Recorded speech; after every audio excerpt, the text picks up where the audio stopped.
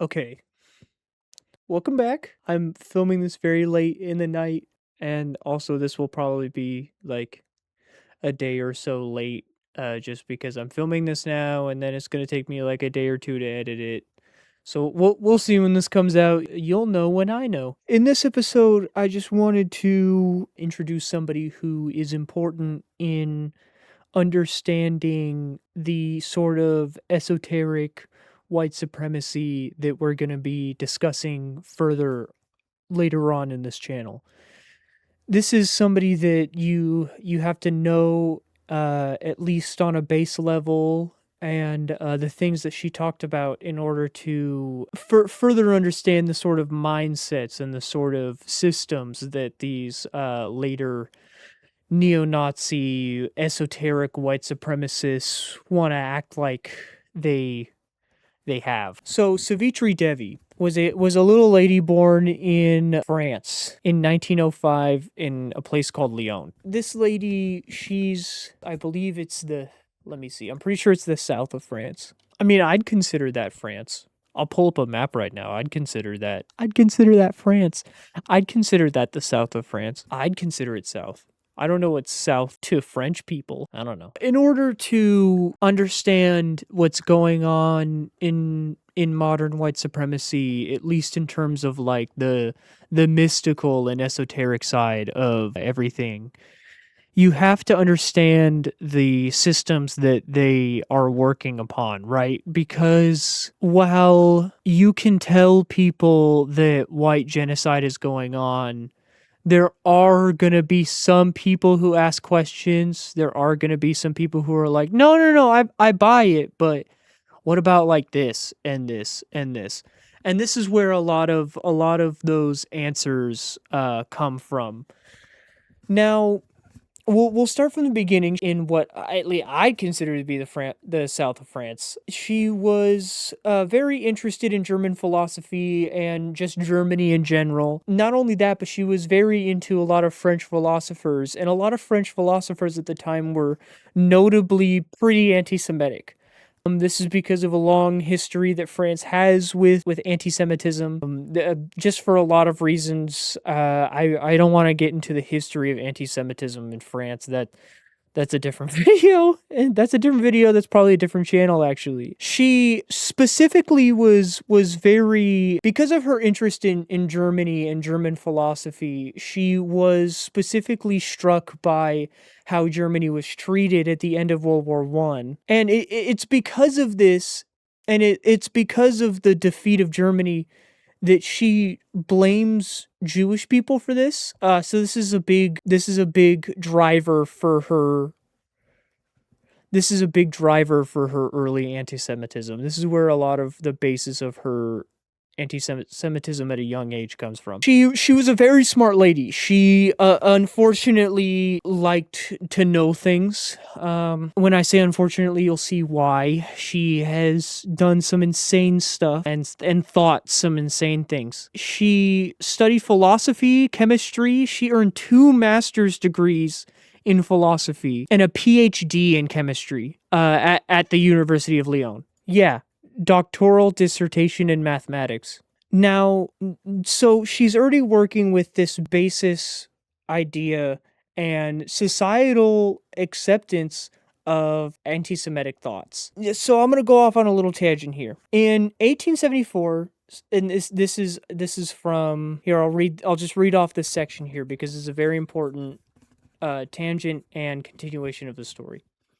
In 1874, the businessman and adventurer Heinrich Schliemann, I think it's Schliemann, started excavations in Turkey at a site he believed to be the lost city of Troy. As he dug, he found spheres and pottery fragments bearing the image of swastikas. Wanting to find out what these symbols meant, Schliemann sought the advice of scholars, one of whom was the anti-Semite Emile Louis Burnouf. I hate these people, who had seen the same symbol in the lexicon of the Hindu epic, the Rig Veda. The Vedas also talk of the Aryan nations. So Burnouf and his associates decided that this is the specific thing you have to pay attention to. decided that the swastikas was the ancient symbol of the Aryans, invading warriors who came from the north to displace the existing people of India, and that these were the same people represented by the swastika symbol in the pottery fragments of Troy. Sorry. You're okay, love. You hearing any of this shit? No. Oh. I'm always a little lightheaded after seeing my wife.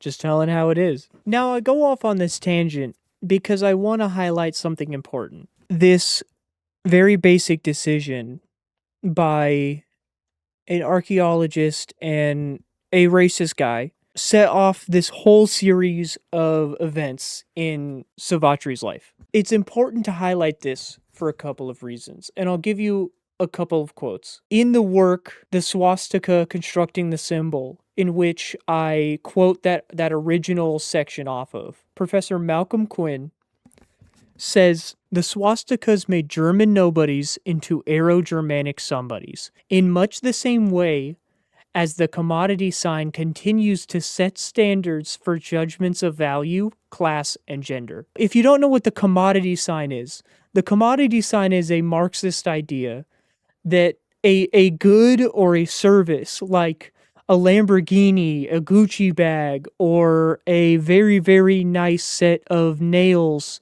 or a very, very nice haircut symbolizes a higher class. It symbolizes that you got it like that. This is even more important to understand it from a white perspective, because the swastika is directly used.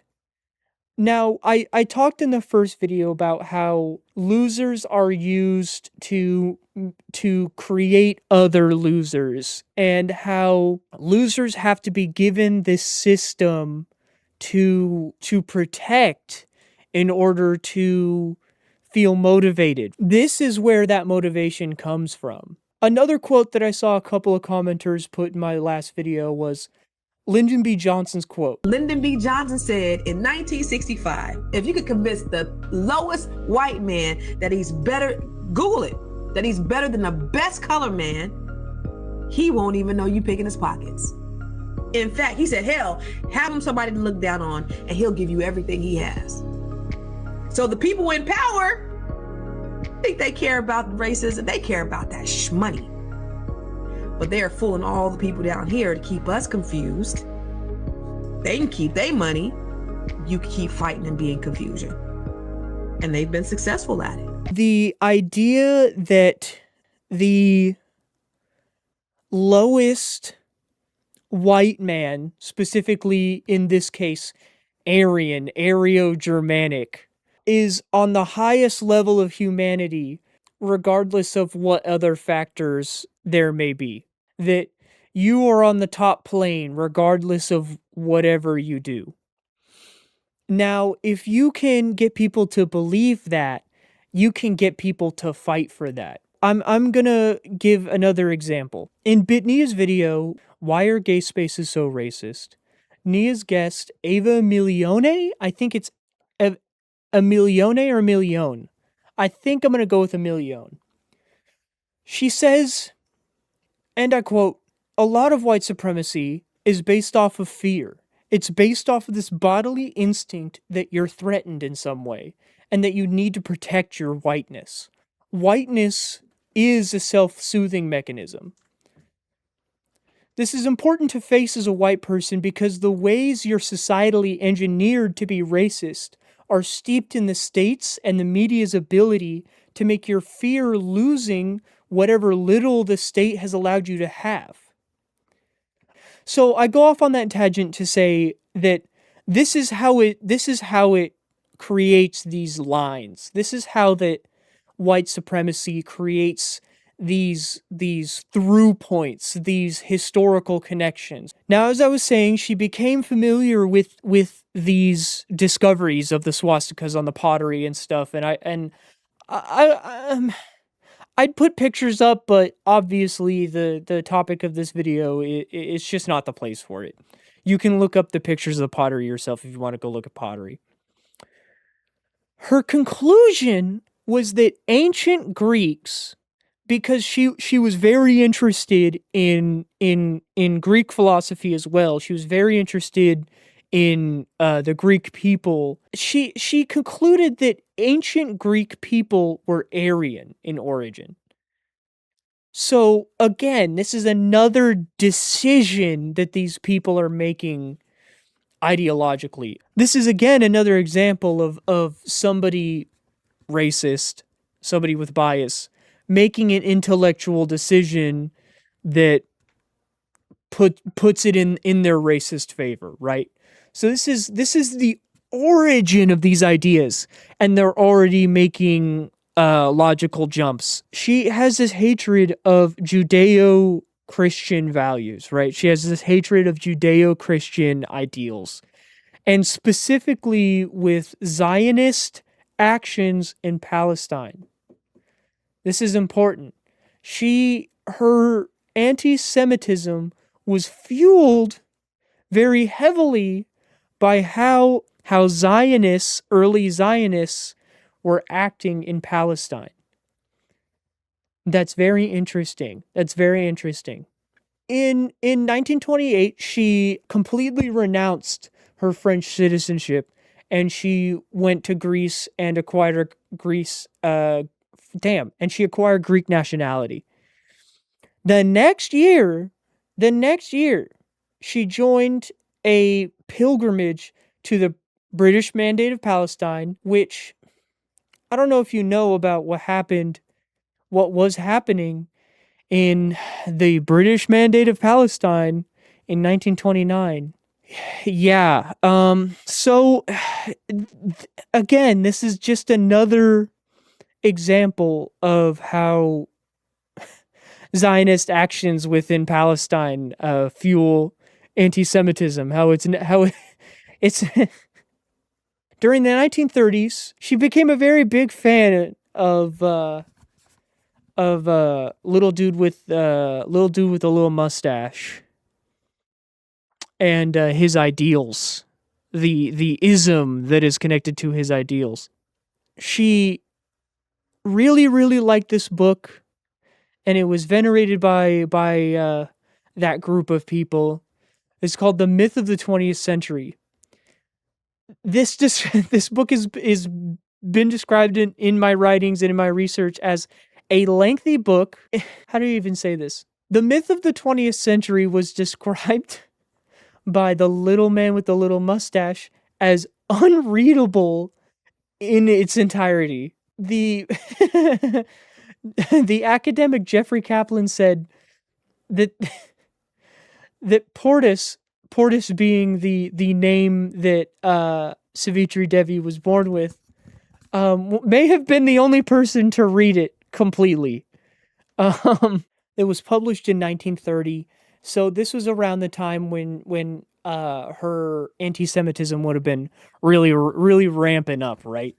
Now, in this book, especially along with the archaeological findings that had been discovered when she was younger and had known about basically her entire childhood, he wrote this book about how the Aryan race were the originators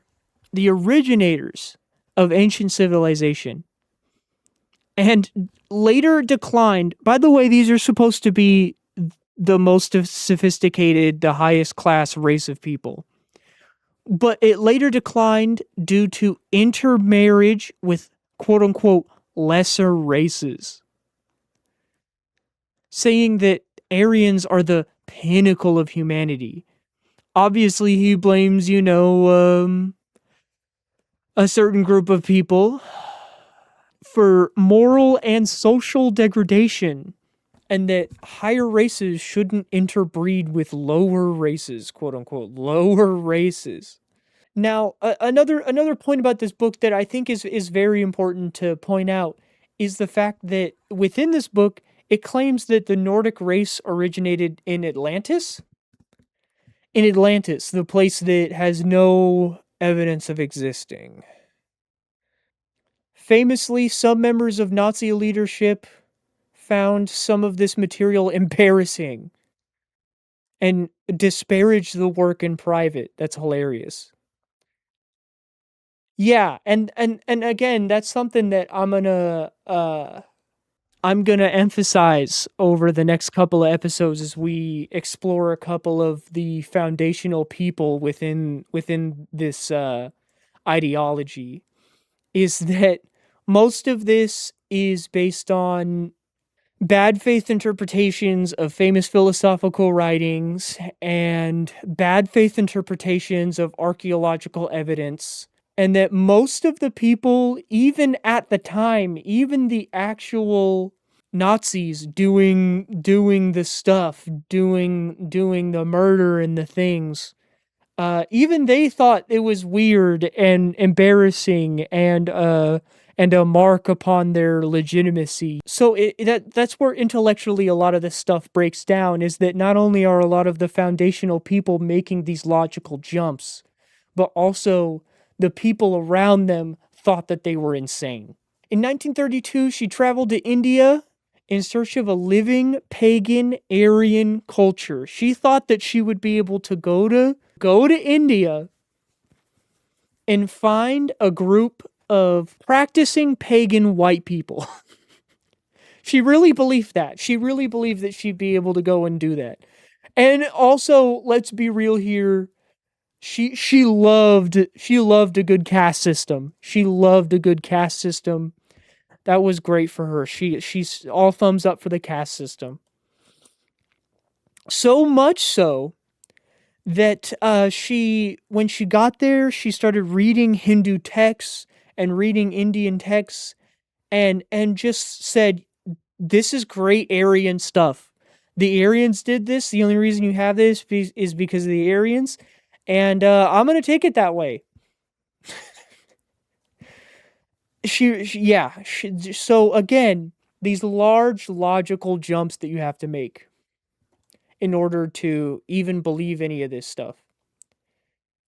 Now, it was in the 1930s that she would spread propaganda, and this is a pretty crazy part, and something that I saw a couple of people miss in their explanations of her, is that this woman was doing intelligence gathering on the British in India for the Nazis.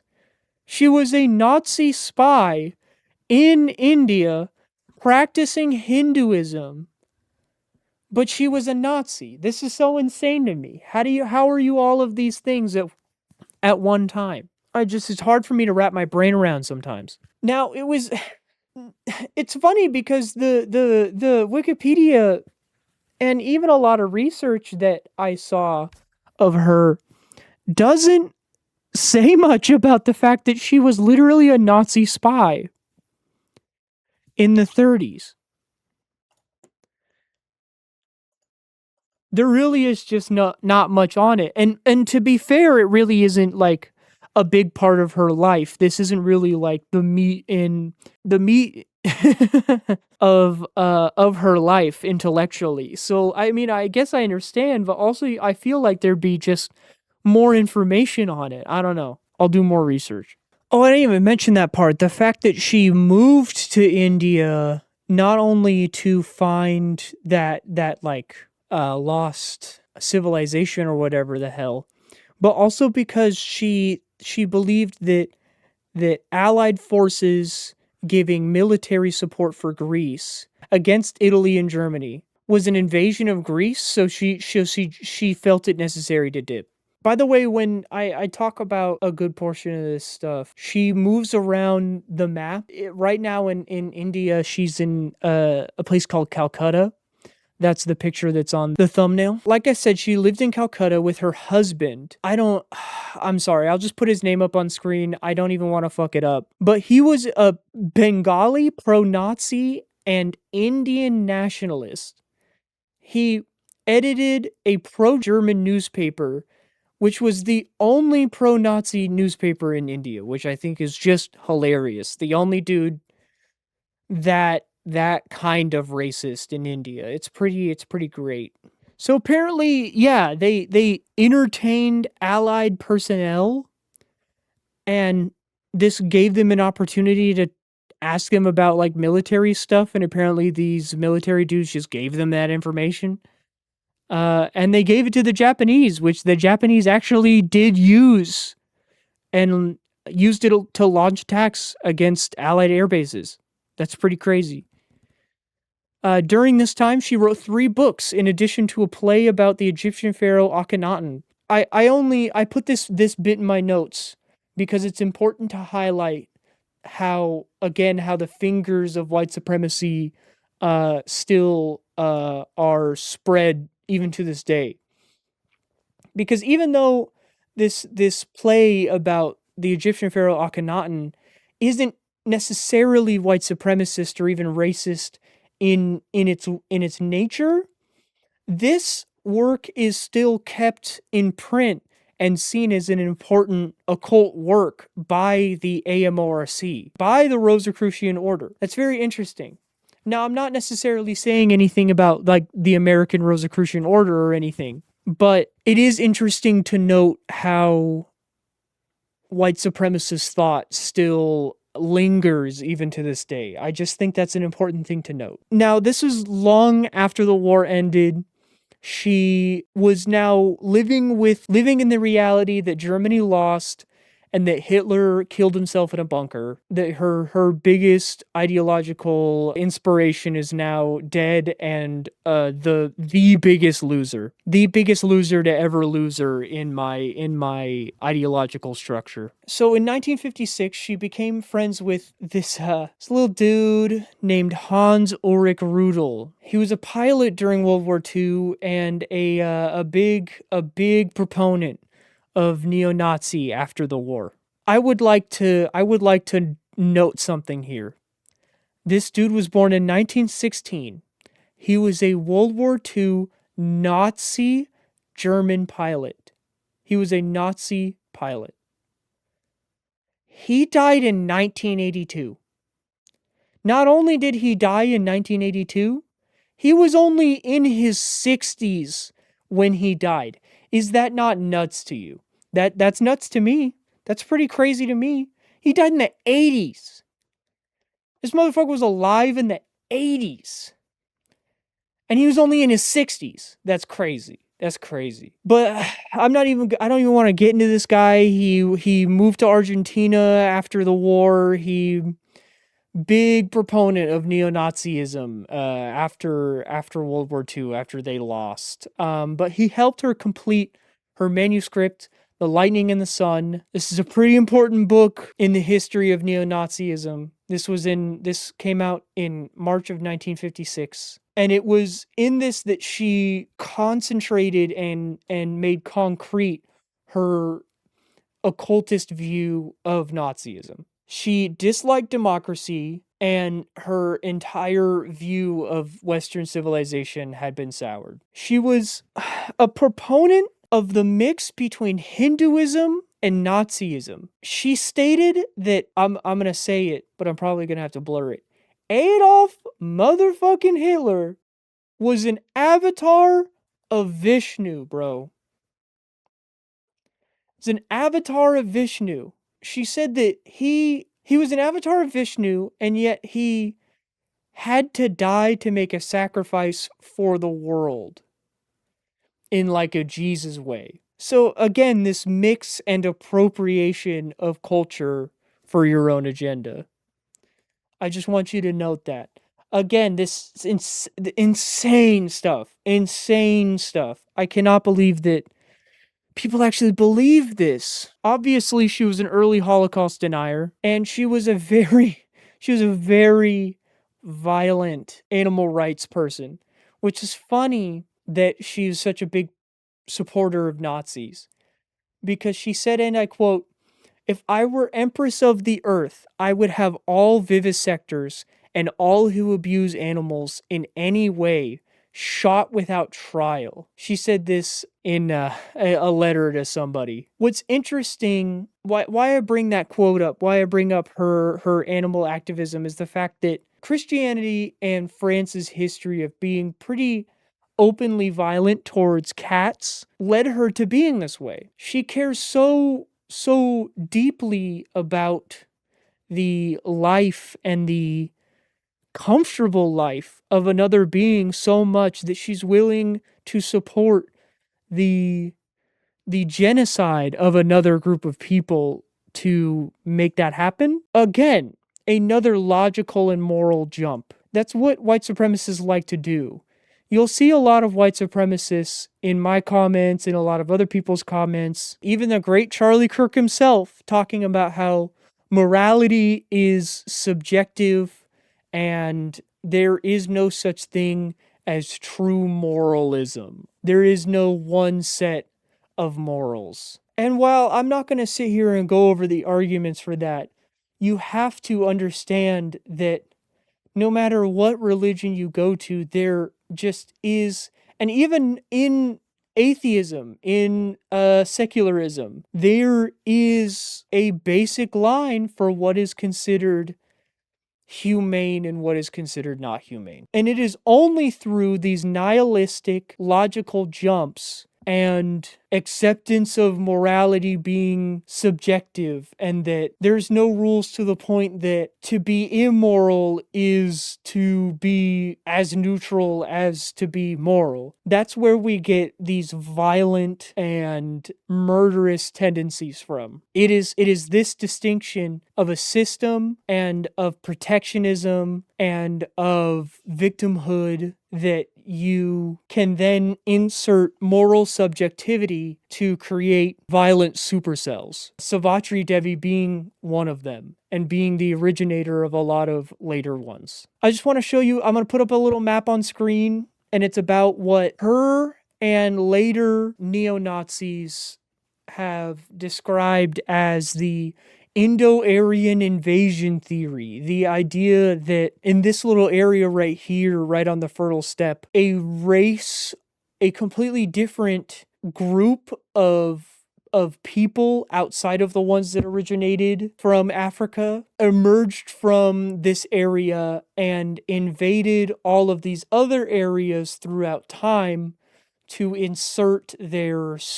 quote-unquote superior culture. There's no archaeological evidence to back any of this up. There's no historical evidence to back any of this up. It's just speculation, and it's just logical jumps. She created this entire structure where this quote-unquote superior group of people came in and conquered all of society within an ancient world, and believes that it is her duty as a white person to continue that invasion, or at least gain back that invasion somehow through esoteric means. It just falls apart under any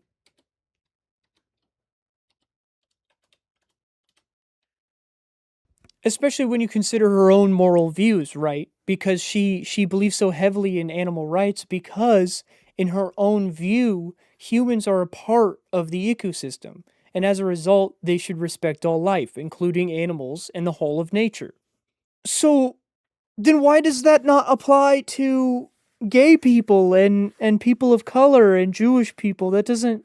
You see how that falls apart? That doesn't make any sense. Hurts my brain. It really hurts my brain. Now, we can go on and on about this lady's ideals. I'm not trying to give this lady any more time, effort, or anything than she needs. She deserves to be rotting where she is. Her ashes were put into an inscribed urn. When she died in 1982, she was 77 years old. There were 3 people at her funeral, 2 of which being young neo-Nazis. Awesome. There were 3 people at her funeral. She died alone. Her ashes were put in an urn that were inscribed and taken to the headquarters of the American Nazi Party in Arlington, Virginia, where they were taken and put into a Nazi Hall of Honor right next to George Lincoln Rockwell. At the time of her death, she was poor. Here's my conclusion. What's my conclusion? What's my point in bringing all of this up? I have something written here. Savitri Devi was the mother of what is modern occult Nazism and helped develop our modern idea of Aryanism. She is a woman of many contradictions and is symbolic of white supremacy's incapability of explaining these contradictions. Within her, we also see the intellectual roots of neo-fascism's anti-Judeo-Christian sentiment, along with the basis of why neo-Nazis think they have evidence for a replacement. She was a disgusting example of cultural appropriation and used that to create an amorphous, vile, ontological, and historical vision that echoes through the keyboards of supposed victims to this day. I know she's looking up at us, and I hope she knows that I'm pissing. According to post-war memoir by his architect, Albert Speer, Hitler said of Himmler's attempts at a Nazi religion, "What nonsense." Here we have at last reached an age that has left all the mysticism behind it, and now he wants to start that all over again. We might as well have just stayed in the church. At least it had tradition. I only end with this because you need to know that none of this white supremacy esoteric stuff is based in any reality. Your idea of being a victim is not based in reality. No one wants to explain it. People just want to make money off of it.